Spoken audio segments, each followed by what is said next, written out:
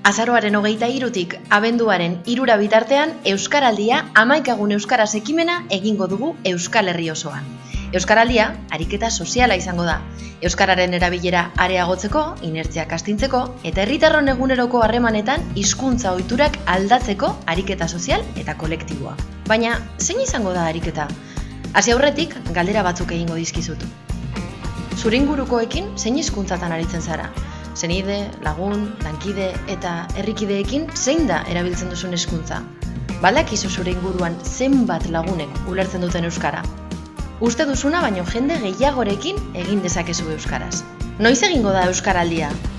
Azaroaren 23tik abenduaren 3ra 11 egunez euskaraz egingo dugu. Non egingo da Euskaraldia? Euskaraldia Euskal Herri osoan egingo da. Eta parte hartzaile bakoitzak bere eguneroko bizitzako eremu guztietan 11 egunez euskaraz egiteko aukera izango du. Etxean, lanean, eskolan, kalean, lagun artean, aisialdian. Euskaraldian parte hartzeko 2 baldintza bete behar ditugu. 16 urte baino gehiago izatea, euskara ulertzeko gai izatea. Nortzuk izango dira ariketaren protagonistak? Aho bizi eta belarri prest. Ni aho bizi izanen naiz. 11 egunetan euskara ulertzen duten guztiei euskaraz eginen diet, edonon eta edonoiz. Aho bizi edo belarri prest ikurra daramaten guztiekin euskaraz arituko naiz. Ikurrik eramaten ez badute ere euskara ulertzen duten guztiekin euskaraz eginen dut.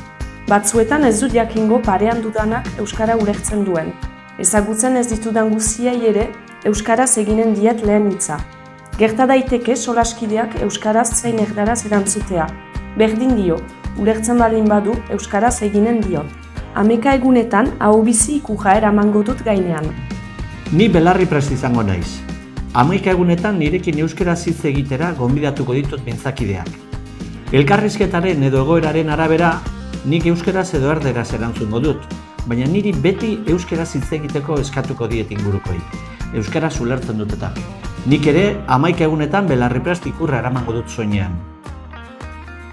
Orduan, aho bizi edo belarri prest izatea ez dago hizkuntza gaitasunari lotuta.